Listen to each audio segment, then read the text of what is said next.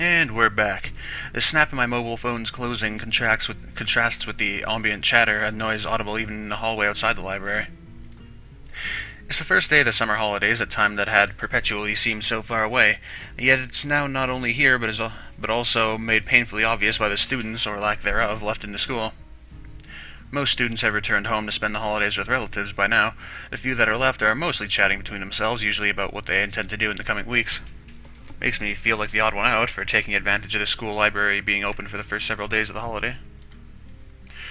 Ostensibly, it's for students to drop off any books they've borrowed and have yet to return, and for those who will have their parents pick them up to help pass the time until they get whisked away. Thanks to the recent lengthy phone call from my parents, which had so rudely woken me from my sleeping on a beanbag at the back of the library, I'm now in the latter category. Sliding my phone back into my pocket, this time remembering to set it to silent, I go back into the quiet and wholly placid room. It's a nostalgic sight, just as when Lilly first led me into the library, the orange tint of sunset bathes the room in its light while Hanako sits on a beanbag silently reading and Yuko fusses just barely visible behind the counter. Hanako especially has been noticeably more quiet than usual since yesterday's happenings, but I can't really blame her. It wasn't just me that depended on that person after all. I quietly walked back to the beanbag near her where I had sat before, being doubly careful not to make any unnecessary noise. The soft puff that it gives as the beanbag takes my weight and makes Hanako's eyes flick towards me, but only for a second. I get the feeling that Hanako's been quiet only partially out of sadness following Lily's departure. Rather, she seems more thoughtful and measured than I'd expected, perhaps due to her desire of working out how to deal with Lily's leaving, rather than just being depressed over it. It makes me a little proud of her. Hey, Hanako. Yeah? Still going ahead with your idea of traveling? She gives a determined nod. I'll be starting in a day or two. Naomi's decided to come with me too. Wow, quick start. Where are you two headed to, sir? Where are you two headed to first? I think we're going to start by going north, then loop down and go southward. So Hokkaido's gonna be first. Oops, mouse fell off the screen again. She gives another nod, more tentatively than the last. The significance of that place is not lost on either of us. Do you know how you're gonna handle the traveling expenses and accommodations? Yeah, I've worked everything out. It should be okay. Naomi says she has her side worked out too. You know that if you need anything, you just call, right? I gave you my number before. Any time of the day is fine. She gives a smile, which in itself feels like a small personal victory. I know. Thanks, Suzawa. Maybe Lily was right. Although I may offer Hanako any help I can possibly give, I feel as if she doesn't need it. She really has grown. Hanako's plans for her holidays are in sharp contrast to my simple following of my parents' suggestion to stay with them. Holidays had always made me feel less excited than most, though, so maybe this is just the return to the status quo. Before my heart attack, I'd always lived so aimlessly that holidays weren't all that much different from my everyday life anyway. After school, I'd wander around a bit in the city, often hanging out with some friends, before making my way home to eat dinner with usually one of my parents, but rarely both. Their work schedules didn't leave much time for them to be home, and going there straight from school would just have meant I'd end up feeling bored. I was an urbanite through and through. Since coming to Yamaku, though, it feels like I've fundamentally changed as a person. The phone calls from my parents erased any traces of doubt I might have held on that in any case. While before I had exercised a fairly normal level of independence for a teenager, that being not a whole lot, my parents were more than pleased to hear my newfound ability in taking care of myself. Laundry, cooking for myself, cleaning, all in addition to other general chores that come from living without parents around, just little menial things I'd had to pick up, but with relative ease. When I think about it, I'd always depended on them, even if they hadn't been at home all the time. To say I never depended on anyone after moving to the Yamaku dormitories would be far from the truth, though. Excuse me. The two of us look up at the awkwardly fidgeting figure in front of us. Some things never change. It's getting close to closing time, so, Oh, right, I'd forgotten that the library closes earlier during the holidays. Hanako and I both get up and dust ourselves off, placing our books back on the shelf behind us. The fact that our tastes in reading material have a fair amount of overlap is useful at times. With a bow to Yuko to apologize for taking so much time, Hanako takes her leave of us. See you tomorrow, Hazao. Bye. And with that, she walks out of the large wooden aging doors that herald the entrance to the library.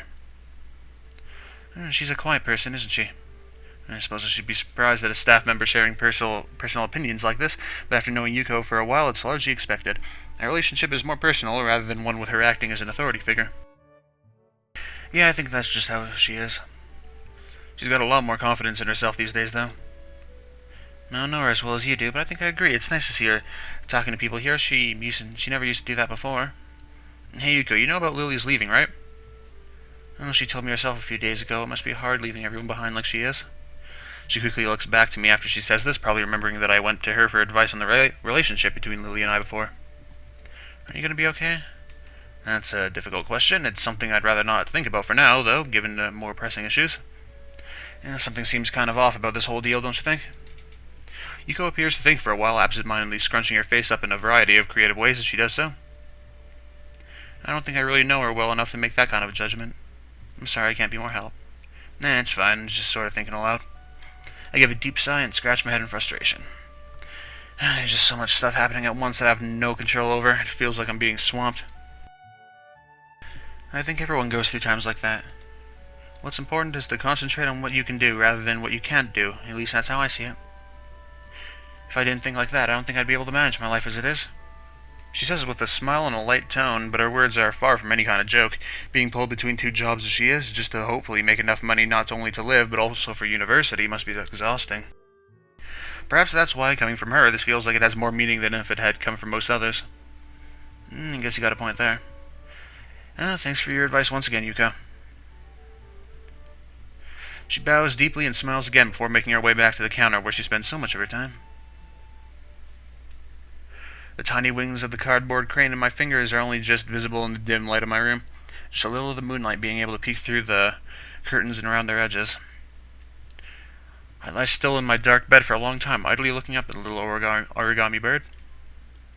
Feels like a lot's happened since Lily folded this, but at the same time it feels like very little has changed. Compared to everyone else, I'm back to square one. I might have a newfound idea of where I want to go in life, but that's hardly something that affects me now. Hanako changed, I know that much. If anything, she just makes me feel like I've got no excuse to be like this considering her previous situation. Lily, though, I turned the bird in my fingers another way, looking at it from yet another angle. When I first met her, she seemed aloof and perhaps somewhat distant. Her actions were always careful, measured, and precise, and her carefully maintained composure always gave the appearance of unerring confidence and serenity. In time, she became less formal, just a bit, but enough. It felt good to see her lowering her inhibitions around me and opening up, even just a little, of her own accord. It felt as if I was seeing her real self slowly become more vibrant and visible. Now, though, I'm beginning to have doubts. Perhaps they're to be expected after what is effectively the two of us breaking up. They don't feel new or strange, though, but rather like an old book being found and dusted off. I soon realized after meeting Lily that she saw me as she did Hanako, as someone who needed help and care. At first I simply thought that we'd be fine as friends, helping each other through our limited time together in school. But then I began to treasure our moments together more and more, from our quiet walks to our talking over lunch. The good sides of her personality became even more obvious and ever more likable. The absence caused by Lily's trip to Scotland, to visiting her long-distant family and sick aunt, only made me realize just how much I liked just being around her, and I had thought that she felt a similar way. For her, though, maybe it wasn't everything to our relationship. Even after she returned to Japan, that just meant she lost her family once again after meeting them for such a brief time. She lived so much of her life without her family around, not to mention with Akila working long hours, that she had little choice but to be like that. I had thought her sense of independence to be a good and admirable trait. It was in stark difference to my reliance on my parents before my heart attack, as reluctant as I maybe have been to admit it. However, it also meant that she never let people get too close to her. She lost her family likely due to her blindness, went to a different school from anybody she knew because of it, and worked all the harder to make sure she didn't end up a burden on her sister and those around her. And now Akila's going to Inverness, just like the family she thought she'd lost.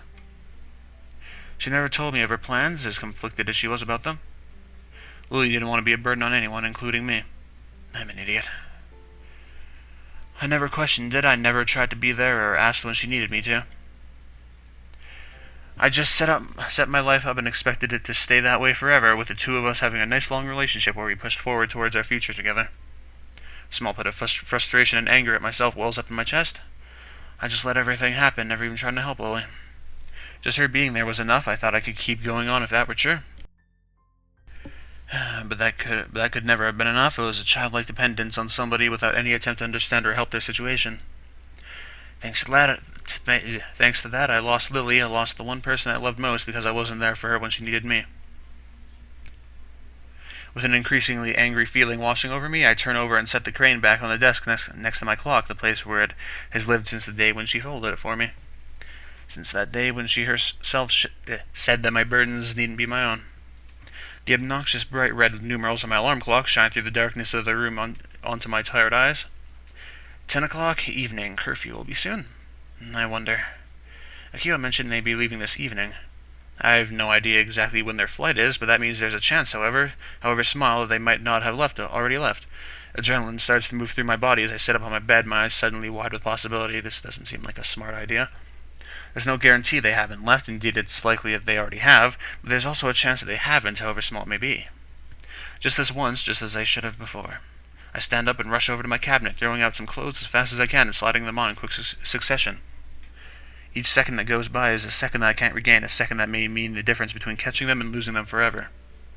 Even if I fail, I have to try. I can't let her leave everything behind without even trying to stop her, without just this once being there for her. With the last of my clothes slipped on, I hastily grab the phone off the desk. Luckily, the number for a local taxi company is still in my call history. A gruff, unenthusiastic voice announces the name of the company while I pace around the room. It takes some effort to slow down my voice and keep it clear over the phone. The chilly night air sweeps against me as I open the dormitory door, but nevertheless I keep up my brisk speed as I half jog, half run out to the school gates. It may not be curfew just yet, but it's precariously close. If there were a guard around, they'd no doubt have some questions for me, but it looks like I've managed to come out just before they arrive, or they're around a corner. My pace picks up as I make my way through the school gardens, their nighttime allure all but lost when I begin to run to the school gate. The lamps of the courtyard, dim as they are, provide just enough illumination to light the way and prevent me from tripping over. The buildings themselves take on a rustic, almost antique-looking edge when I glance at them. Looking back, it seems strange that they once appeared so dark and looming to me. Now they just look to be somewhat anachronistic school buildings, the same as any others bar their age. Leaving the gates behind me, I pull up to a stop just before the taxi, parked just as Akio's car had been. Its gaudy and brightly lit sign looks out of place in the quiet country backdrop. I impatiently squeeze myself through the door, giving the driver the address for where the two should hopefully be staying. By the time the taxi pulls up after its trip at maddeningly casual speed, it's well and truly deep into the night. The house is truly enormous, its sheer size much larger than I'd expected, and ominously still. Fearing the worst, I ask the driver to stay just in case my efforts are for naught. A single press on the fancy intercom system outside the gate produces a short electronic melody in the otherwise silent road. It's not long before a somewhat deep, gruff voice can be heard from it. This is the Hakamichi residence. Please state your name and why you're bothering us this late. I press on despite inwardly wincing at the reasonable annoyance audible in his voice. It's Hizao Nakai. I was hoping to meet Lilly or Akio if they're still here. Surprisingly, I managed to summon quite some energy to my voice, enough to make the other side of the intercom silent. A few seconds pass, but just before I press the button again and ask what's going on, a light turns on outside the front door. I strain my eyes to try and make out who is coming through, but as he comes past a large parked car with fishing rods sticking out of the back, his identity becomes clear. His face is typically placid and emotionless as he saunters up to the gate. He's still childlike in his mannerisms, despite his demeanor. With the press of a few buttons from behind the fence, the gate slowly opens. Zal, what are you doing here? I think this is the most emotion I've ever heard from his voice, but not that it would be hard to reach that mark. Kyo told me that she and Lilly would be staying here before they left for their flight. I need to talk to Lilly just one last time. Are they still here? The look on his face says everything. I failed. I was too late the one time when I actually needed to act quickly, and actually it's possible. It is. What is it? He's a bit taken aback by my fervor, but I can't help it at this point. They left not long ago, only a few minutes before you arrived. In fact, if you go straight to the airport, you might be able to... Hizao. I dart back towards the waiting taxi, grabbing what little money is left in my pocket as I go. Thanks, Idiake. With that, I take a seat and in short order bark out my destination. My chest beats wildly as I tear down the street, my body twisting its way, and this way and that to slip between the pedestrians walking back and forth beside me. With the road solidly blocked by taxis and other cars dropping off passengers and picking up others at the time they have to wait, we ended up having to stop almost a block away. But that's in the past now. What matters is reaching Lilly. One foot hits the ground, the other quickly following without a slightest thought, as if my legs have taken on a life of their own and all my mind can do is concentrate on the view ahead of me. Just one glimpse of that long hair of hers, that long yellow hair that was the same color as the wheat that stretched as far as the eye could see. In the end, I depended on Lilly, just as Hanako did. Even after we started going out, it still doesn't feel like she really ever let herself depend on me. Except for one moment, that one moment where we held each other tightly on that bright yellow field. At that time, she must have feared losing me just as she did everything else. That's why, just this once. The night air wraps around me, draining every last remnant of warmth out of my body to the extent that it feels more like midwinter than a summer night. My fingers, my hands, my feet, they all feel increasingly cold. The sound of the passing crowds is reduced to no more than a background hum, while the sound of my shoes hitting the pavement echoes loudly, every step surging towards the person I have to catch. Forced by my chest tightening in response to the cold of the night, I rest an arm over it to try and settle it down. Oh, that is some bad news. When the airport comes into view, though, I realize this feeling as one I felt before. Oh, not now of all times. For this, please, not now. I take a gulp and soldier on regardless, pushing my body as far as it will go. Sweat pours off me as I hurtle forward, my shoulder hitting someone's side and my mind suddenly flooding with emotions and memories. I continue on without an apology. I have to keep moving for now. If I stop, I'm not sure I could begin again. And even if I could, it would all be for naught if I'm not in time. I had another person, then another, offering little resistance to getting bounced about. My feet feel numb, my arms are losing all feeling, my chest forces me to hunch over, awkwardly tightening ever more. That afternoon in the snow, that time when my life irreversibly changed, images of Iwanako and that damned letter flash over and over in my mind, the first love I'd lost thanks to my condition. I can't let that happen again. I don't care what happens to me anymore. I just need to see her one last time. There. The sliver of yellow and white comes into view some distance down the road, her figure is silhouetted by the lights emanating from the airport entrance. Lilly! Lilly! Lilly, stop. Please, Lilly. Come on, Lilly, I know your hearing's far beyond My view suddenly spins out of control and ends up on the ground, my body haphazardly sprawled after hitting someone and stumbling over. Before I can assess the damage, an unbelievable pain ignites my body. All my thoughts are blanked as I curl up and frantically clutch at my chest. Hey, are you okay? That was really bad fall. Oh, this pain, I can't. Any sharp knock could do me in, any overexertion. I thought I could overcome my limits this once. Something's wrong with him. What's the matter? The voices of those gathering around me are gradually replaced by a loud ringing in my ears, but now I'm unable to move my head. My eyes turn upwards to see the mute moving of their lips.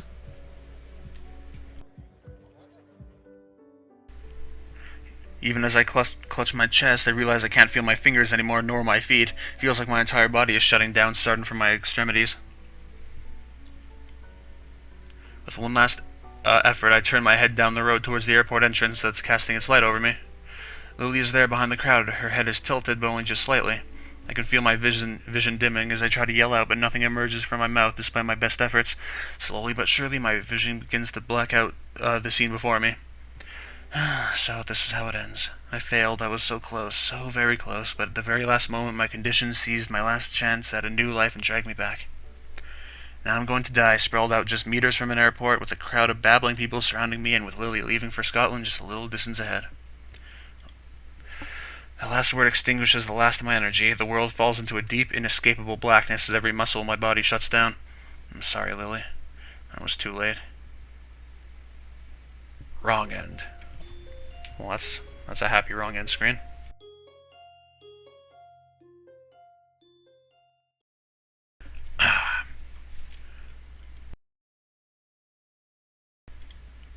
What's going on?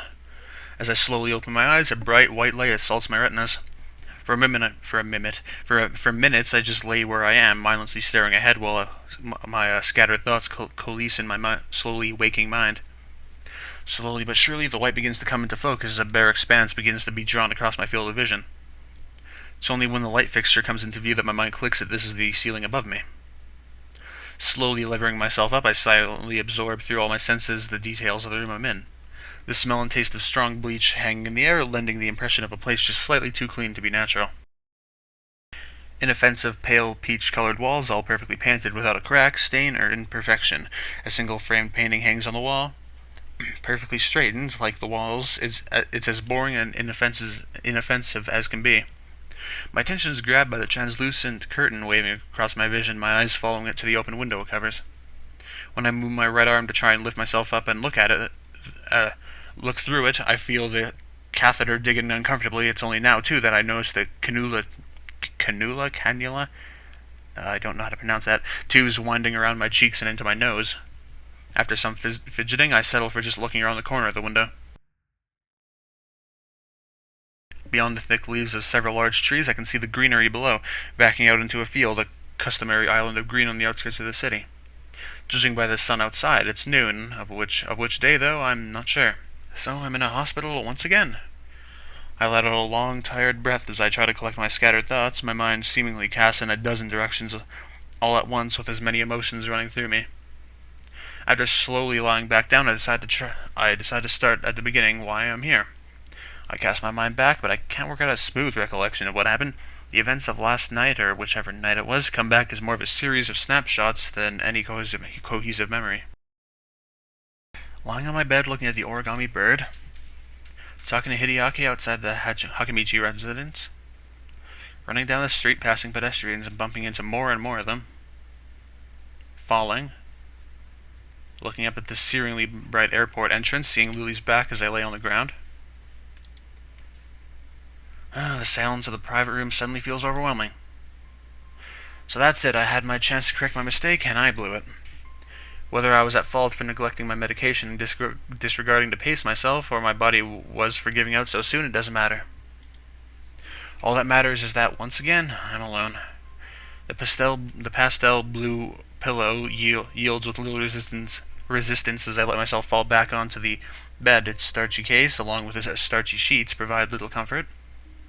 Compared to the darkness of last night's evenings, the bright light of the room around me is striking. All it does, though, is emphasize how otherworldly places like this are. Arrhythmia. A strange word, a foreign alien one that you don't want to be in the same room with. A rare condition, it causes the heart to act erratically and occasionally beat way too fast. It can be fatal. Quoting yourself in the beginning. It was a miracle that you were able to go on so long without anything happening, they said. And then it did. My condition had taken away everything. My old school was of no importance anymore. My home was reduced to a faraway place. Both my friends and my first love simply stopped visiting after a length of time. I became cynical and embittered, distant and subdued. In my defense, no person could avoid that after such a thing happened to them, but nonetheless I felt the hospital was a very definitely changed person. Things changed. I made new friends in Hanako, Shizune, and Misha. I found a new sense of home in my dormitory, a new interest in science and the world around me, and I found a direction to my life that I never felt before. But I'd also discovered other things. The sense of isolation in Yamaku and its surroundings was not entirely unwelcome. The quiet giving a peace of mind I might not have found somewhere else, but it gave the area a feeling of being pushed out of the way, of being kept out of sight. People in the streets would sometimes glance awkwardly or quickly turn their heads as they realized they were staring. Even if my condition wasn't visible, my uniform was. Even if it weren't, I was still different. I took 17 pills a day.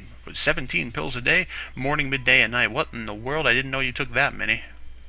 My scar, though, hidden behind clothing, was still a permanent mark of my condition, and most of all there was the very real possibility of death. A bad fall, an absent-minded hard hit on the back, a simple sprint taken too far. Anything could have set my heart off, and several times I teetered on the edge of the abyss even with all the care I took of myself. But that was fine, I could have lived with that, because there was one final thing I'd found, or rather refound, after entering Yamaku, which was once again snatched away before my eyes. It's only now that I realized just how delicate my newfound sense of happiness was. Everything depended on her, the linchpin of my life since I first entered Yamaku as a sullen, confused, and aimless transfer student. Lilly Sato was the one person I could depend on above all others, and who reciprocated the love that I felt for her, but I failed her and only realized it all too late. I thought that I could just set my life up and continue that way forever, but the real world doesn't work like that. I finally realized the meaning of those words, only to be struck down as I confronted my failure to do so in time. The surroundings I'm in now are all too familiar. It's as if Yamaku was but a dream, and I'm still recovering from my first major heart attack. Maybe that's why I feel so tired. It feels almost as if I lived the entire last few months of my life in the space of minutes.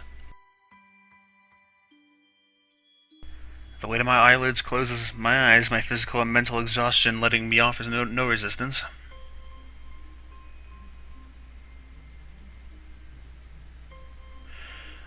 Unintelligible mumbling from ahead of the bed stirs me out of my sleep. With my eyes still closed, I can focus and make out someone, presumably a nurse, bidding farewell to a doctor. As I open my eyes, I notice the door closing in my peripheral vision. The doctor stands reading some notes off a clipboard held in his hand, carefully looking over the pages. After consulting his obviously very important documents, he looks up and notices my gaze. It's now that I notice something slightly odd about his expression and general disposition, but I can't quite put my finger on it. "Ah, I see you're awake, Mr. Nakai." His quick glance to my bed end to verify my name shows that his documents obviously didn't have it written on them. "I must admit, this is a bit unfortunate. Your parents visited just earlier while you were asleep. I could notify them you're awake now if you'd like."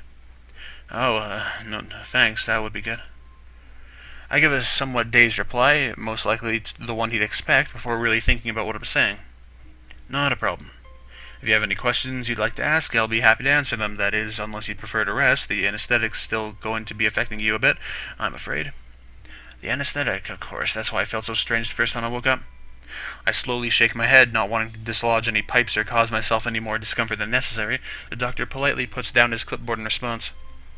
"I guess my main question is, what exactly happened?" To put it simply, you've unfortunately had another heart attack. While not as severe as your first, you are very lucky it occurred so close to a hospital. After being stabilized, you were taken to the operating room. What followed was keyhole surgery in order to insert a temporary pacemaker. All in all, the incident happened 2 days ago, with emergency treatment being carried out very soon afterwards. Since then, we've kept you under close observation while you were asleep. Will I be alright? Are there any lasting problems? Compared to the procedure carried out for your first heart attack, this was relatively minor. While you will have to undergo surgery once more in a few days to remove the pacemaker, assuming there are no complications, there should be no lasting implications. He continues talking, the subject shifting to a repetition of facts about arrhythmia and my medications that I already know for the most part. I start to nod in faint interest while my mind drifts. I begin to think about how perfectly hung the inoffensive painting hanging on the wall behind his shoulder is, and how neat and sterile the surroundings are, even including the doctor himself. If my mumblings bore you, you are quite welcome to say so, Mr. Nakai. The Lord knows I lose track of myself sometimes. He gives a short chuckle at his self-deprecating joke as I grimace awkwardly, having been rather badly caught out. The doctor's chuckle sounds different from that of the nurse at Yamaku, though, come to think of it. As I ponder why, I realize why the man in front of me feels just a little bit off. His smile is neat and sterile. He delivers his little joke perfectly with a customary inoffensive chuckle. It is like, rather than talking to the man whose name is neatly printed on a name tag pinned to his lab coat, I'm merely interacting with an actor reading off a pre-rehearsed script, every action having been choreographed beforehand. Suppose he has to be this way, though, being a doctor. He has to keep his neat and sterile smile when chatting to the girl with cancer slowly spreading through her body, then reassuring the woman who will surely die from childbirth, and with every other terminally ill and critically ill patient. That little bit of distance, that little bit of aloofness. Makes me wonder if I've been too harsh, especially considering it's a disposition far from being adopted only by people in his profession. After all, the one I loved kept the same distance from others herself. Looking up to the doctor again, I realize I've been in thought with my head bowed for some time. "I understand you must still be tired. You've been through a lot, and as I mentioned before, the anesthetic should still be affecting you. If you don't mind, I'll let you get some rest and tell your parents you've woken up for you." "I think that would be good. Thank you." He gives a curt nod before picking up his clipboard and making his way to the large white door in the corner of the room, closing it behind him with a thud. In the end, I'm alone again. Lilly's gone, Akila's gone, Hanako will be traveling, and even my parents have already left the hospital. 4 pale peach walls, 1 white ceiling, and a single open window to look out towards the world outside. It's hard to think of the future when the past is crowded around you, claustrophobic in its neat, sterile, starchy, bleach-smelling grip. Lost for what to do or focus on, I content myself with sleeping the time away as if this were just another dream like Yamaku had been. White. Sterile, clean white for a sterile, clean room. My eyes open and I simply stare at the ceiling for some time. It's about as interesting as the television would be, mounted in its metal rack hanging off the ceiling above the bed. Indeed, the television saw its entire use during the time my parents were here, left on quietly as they waited for me to wake, but it was about as banal as it had been the first time I'd ended up in the hospital.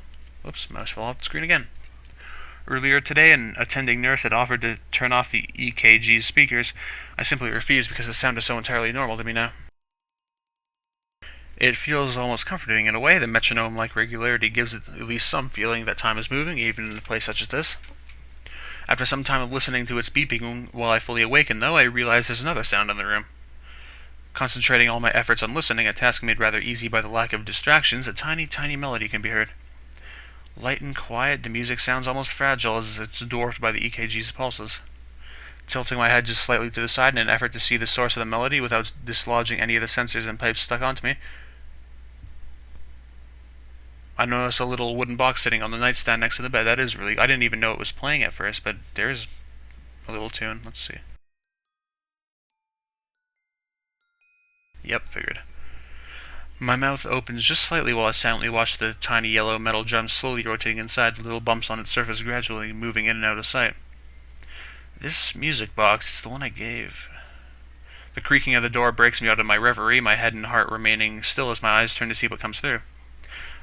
Long tan skirt, pieced off-the-shoulder sweater, pale, almost porcelain skin, blue clouded eyes, and long yellow hair. All I can do is stare as Lilly slowly walks into the room, her fingers slightly running over the wall for orientation, and my mind comes to a shuddering halt. Lilly. She stops mid-stride, her entire body tensing. Hizao, was that you? Her voice is quiet and pensive, echoing her expression. I thought you were... Lilly takes one tentative step forward, then another, as if she were holding herself back. Her control over her composure is for naught, though, as she finally rushes over to where I lay as the last seconds of her resistance falls. I'm slightly taken aback when she grabs hold of me, hunching over as tears begin to fall from her cheeks. Since only minutes ago I thought she was on the other side of the world. After a moment of hesitation, I rest my right hand on her soft shoulder. Hizao. Lily's body trembles as her tears blot the dark blue sheets, her emotions flooding through her carefully maintained exterior. I thought you had tubes in your nose, Hizao. With her face now closer and made easier to see for her pale skin being lit by the sunlight from the window, I notice her cheeks are being redder than they should be.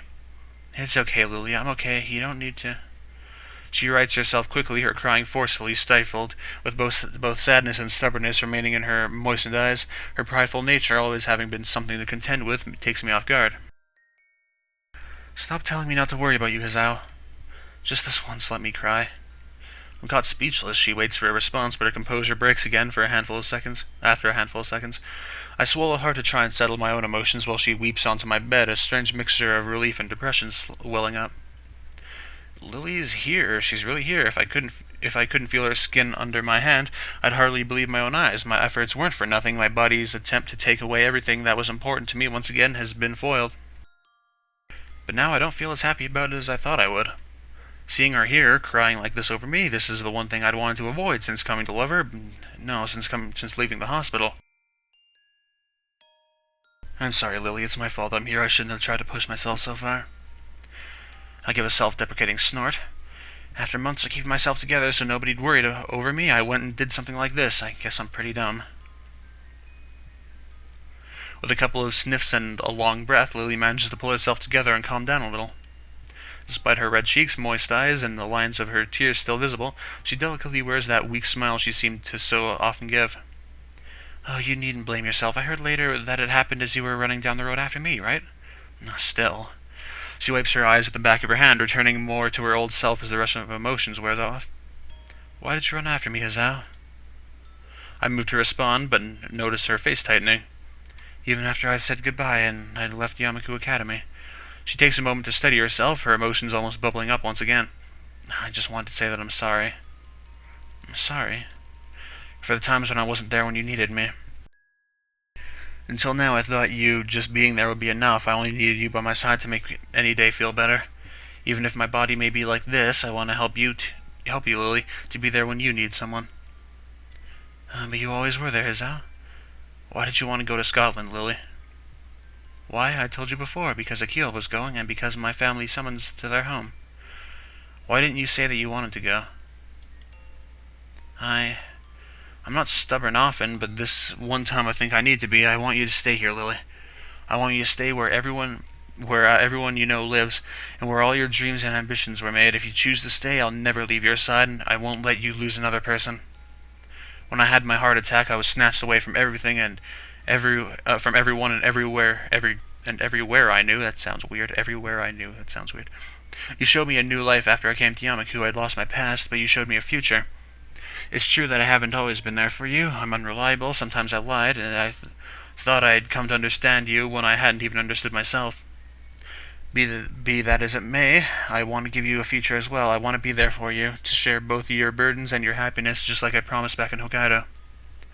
I want you to trust me. I know I had problems coming to put my trust in you after losing so many people I'd known after my heart attack, but that's how I know that being unable to trust others can feel awful. That's why I can't watch you just throw everything away like this. I never want you to go through what I did. I would do anything to stop that. Oh, you can be quite steadfast when you want to be, can't you? As I said, it isn't often.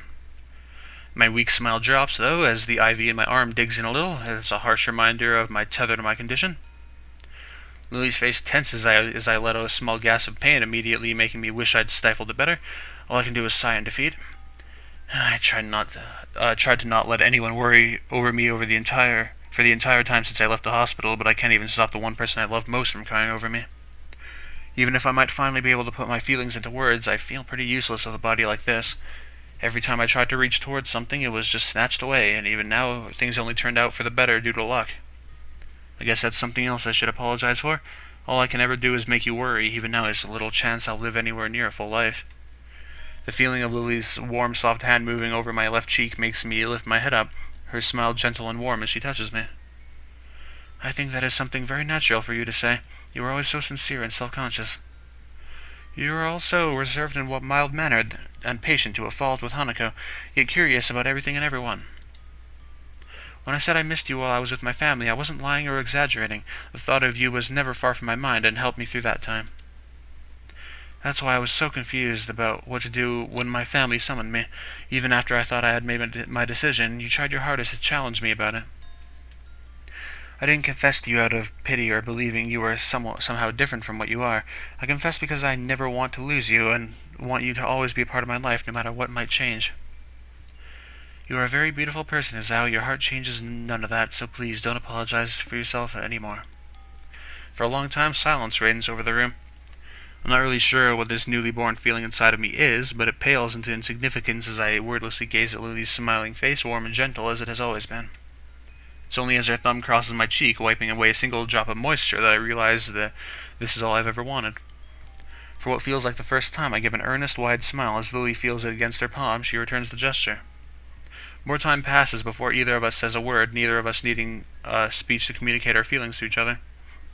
I know I can't promise you that I'll always be around, or that we'll be together forever. With some difficulty, I slowly lift my hand, placing it on her pale shoulder. But I think I can at least take you to next year's Tanabata Festival to make up for making you miss this year's. Lily's expression is one of surprise, though I can't say I blame her. You remembered that. I've got a pretty good memory. Sometimes.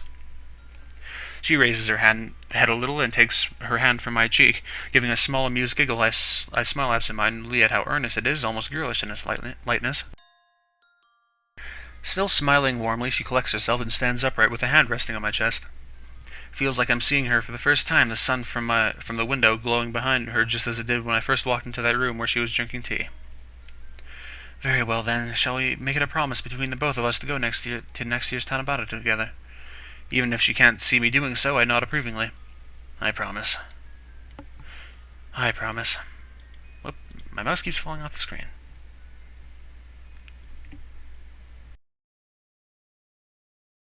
Skip. Oh, is that it? Is that it? I guess that's it. Oh, what? I guess that was it. Well, we already saw the credits last time. Oh. There's more. Akio, Lily, and I silently sit on the grassy embankment high above the local town, the breeze gently blowing through the cloudless city. We may be just a few minutes' walk from the town, on a hill just outside its limits, but the view is entirely unexpected. Lily sits beside me, her eyes closed as the gentle breeze flows through her hair. This is a nice area. Yeah, I never knew a place like this was anywhere near Yamaku. And I had to be the one to find it, of course. Akio's grin is genuine, but her tone is slightly different from her usual carefree nature. It's good that you're out of the hospital, though, Izao. Nobody's more glad than I am. I can't stand hospitals. So you two are going back to school tomorrow? Yep. Akio chuckles in amusement before looking back out to the town below. The trees between the buildings swing in the wind. Pity we couldn't go up Heard something behind me again. Pity we couldn't go up north for the summer holidays or get to Tanabata. I wouldn't worry. There's always next time. You'll be graduating before next summer vacation, won't you? Yeah, there'll still be college after that, mind? Going to the same one? Likely. We both have high enough scores to meet the entry requirements. You sound so sure. Don't worry, you're better than I in most subjects. I guess we'll work it out in due time. That's the way, just enjoy yourselves in Yamaku while you're there. Lilly gives a sad sigh at the distinction made between Akira and the two of us. Do you really need to go back to Scotland? Yeah, the folks are already out for my blood as it is. You weren't meant to stay this long. She gives her trademark wide grin. Setting my boyfriend up with a passport took some time. You're taking him with you. Just for a while at first. He's a surprisingly worldly guy, so I think he'll do just fine. Akio gives an amused snort. If our father had his way, I'd have gone a long while ago. I just couldn't pass up an excuse to stay with my favorite little sister a little while longer, though. She leans right and gives Lily a tight, playful hug, cheering her up considerably. It's nice to be with you one last time, though. For what it's worth, I'm in the same boat. Thanks to you too. I'll try and come back sometime. Don't worry. It's a shame that the business keeps you so busy. And the place won't run itself, I'm afraid, and I think it's going to be just the same over there. Considering that, I'd better get going. Have fun over there, Akio. Will do. With a slight grunt, she lifts herself with her hands and stands up, dusting herself off as she does so. Well, I'd better be off. The plane won't wait for me after all. She has a certain unusual wistfulness in the tone of her voice, her eyes firmly planted on her sister. I'll be okay, Akio. Yeah, I know. Come now, it isn't that bad. You'll be able to see us again soon. It is strange to have Lily reassuring a doubting Akio. For once, she really has changed. Goodbye, Akio. Bye. For a second, the dark-clad figure looks down at both of us, smiling widely, perhaps more widely than I've ever seen her do before. She lets out a long, slightly wavering breath to steady herself before leaving, but eventually slips her hand in her pocket and turns on her heel. And with that, she walks away, one hand held high in the air as she goes. See you later, you two. A jazz tune with no beat, melody or direction to the very end. After a few moments of sitting silently, Lily and I pick ourselves up and dust ourselves off. Turning towards her with a broad smile, I hold out my hand. Shall we be off, then? She takes my hand in hers with a gentle nod and a smile as beautiful and warm as ever. Indeed we shall, Hazao. As we set off towards the school, that wonderful smile engraves itself onto my memory, that wonderful smile that we both share. Our pasts may be scattered and at times overshadowed by sadness, but they're also an irrevocable part of our lives and personalities. Even if I could change a single thing, I wouldn't, because my past was what led me here. That's why, even with all that's happened to us before, and all that may well befall us, together we'll keep walking forwards. Forwards towards the future. Our future. The end. The end! I did it.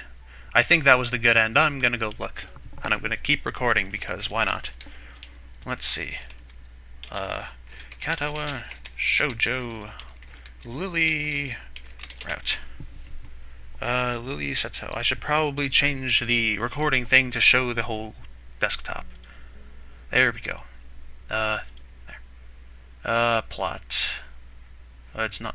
I probably should... Yes, this is the page. Wait a minute. She has no bad end. That's weird. Alright, let's see. Act 4, future. Good ending.